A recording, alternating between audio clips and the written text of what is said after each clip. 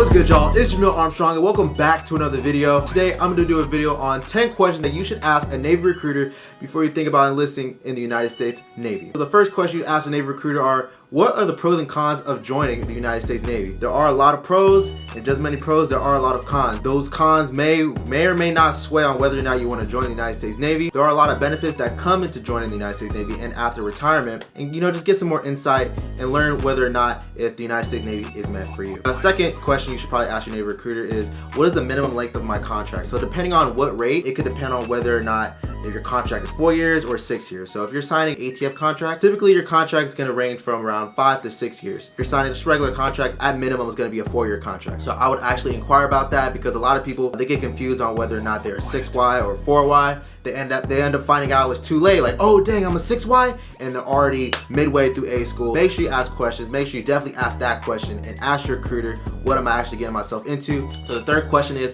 what is Navy boot camp like? All right, so a lot of people, they come into Navy boot camp with a certain expectation, and they probably have a preconceived notion on what Navy boot camp is like. They see all the videos. Yes, chief.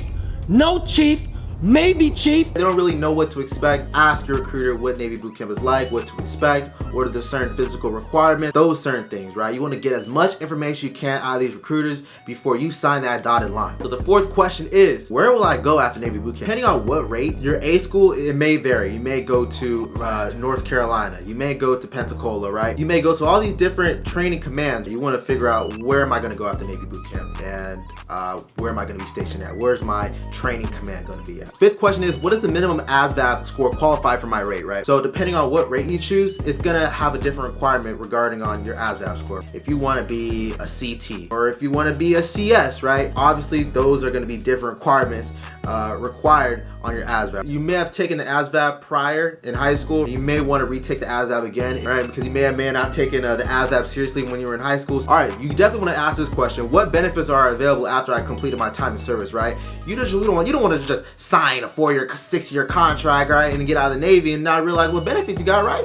We're all here for the benefits. What's going to be provided to me once I retire, once I complete my time in service? You want to ask your recruiter that. You want to get as much as you can out the Navy, because best believe the Navy's going to get as much as they can out of you. Am I going to receive any bonuses for my rate? I received a question not too long ago. Depending on what time I enlist, will I receive a certain bonus? Or that's a question you need to ask your recruiter. There are rates that offer a higher enlistment bonus depending on what time of the year that you are going to sign. If you do want to go to college after you finish your time in service, ask this question: how is my GI Bill going to work? Because I know that was a big question in boot camp.